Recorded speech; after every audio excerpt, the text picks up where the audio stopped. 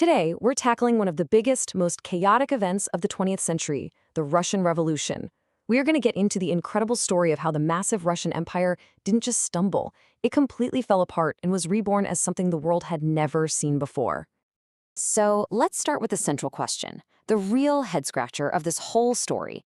How on earth does an empire that's been around for centuries manage to collapse not just once, but twice, in the span of a single year? It sounds impossible, right? Well, that's exactly what went down in Russia in 1917, and we're about to figure out how.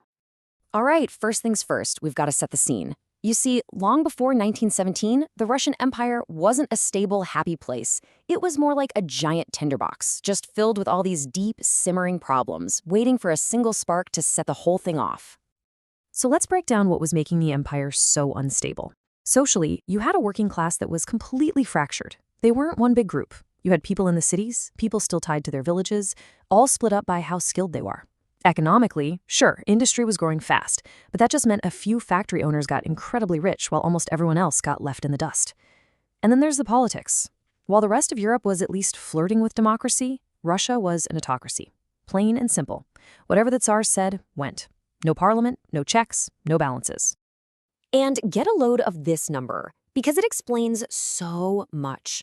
A whopping 85% of the entire empire's population were farmers. This wasn't just an empire, it was fundamentally a peasant empire. And this chart just drives that point home. Look at the difference here. In places like France and Germany, you're talking maybe 40 to 50% of the population in agriculture. But Russia, at 85%, it was in a totally different league. And that means its problems, its challenges were unique, and almost all of them were tied directly to who owned the land. Well, all that tension finally boiled over and exploded in 1905. Now, this wasn't the revolution that ended it all, but you should think of it as a critical dress rehearsal. It was the first real preview of what was coming. You can see this vicious cycle play out right here. It kicks off with Bloody Sunday, a horrific event where peaceful protesters were gunned down and the whole country just erupted in anger. The Tsar, feeling the heat, finally gives in a little and allows for a parliament, the Duma. But as soon as things calm down, he shuts the first one down in just 75 days, and the second one right after that. The takeaway here, the Tsar had absolutely no real intention of sharing his power. So what even was this Duma? Well, it was supposed to be an elected parliament. But the key word there is consultative. It was designed to give advice, not to make laws.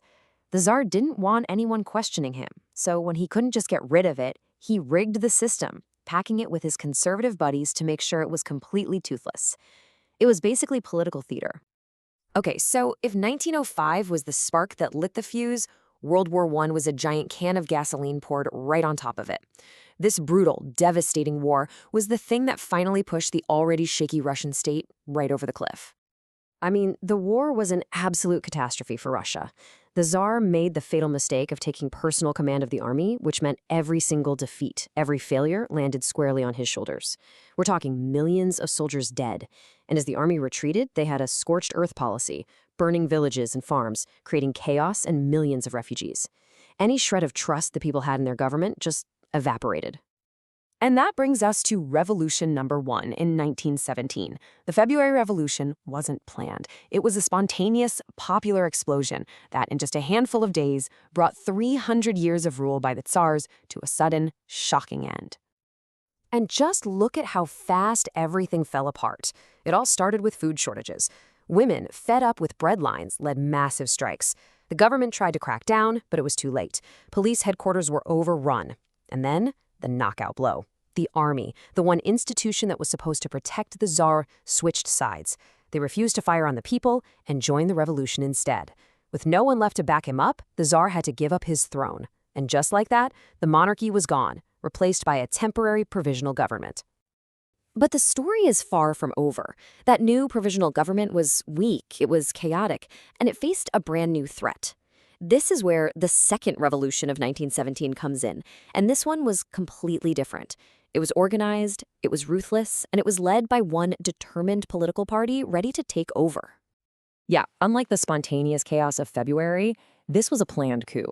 Vladimir Lenin got his Bolshevik party on board, convincing them that this was their moment to grab power.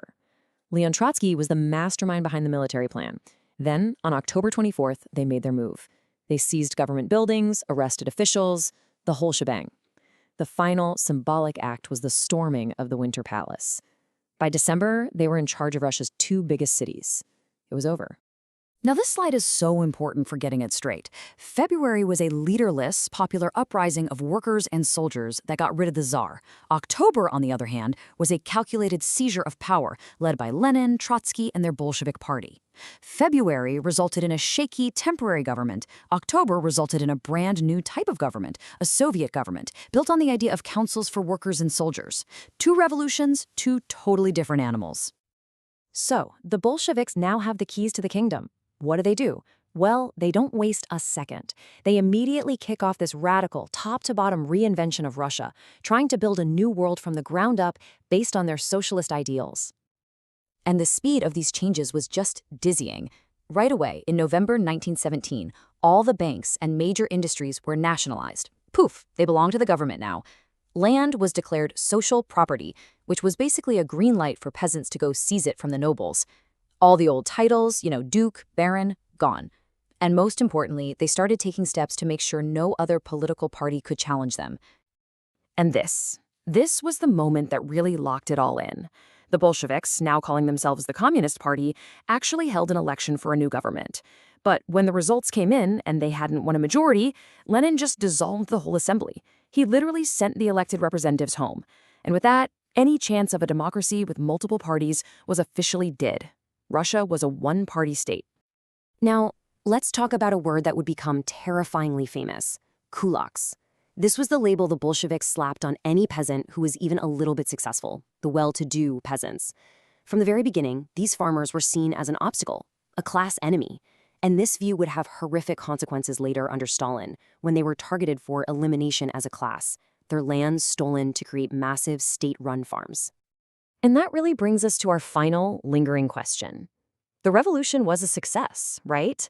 It toppled a centuries-old dynasty and created the Soviet Union, the first socialist nation in history.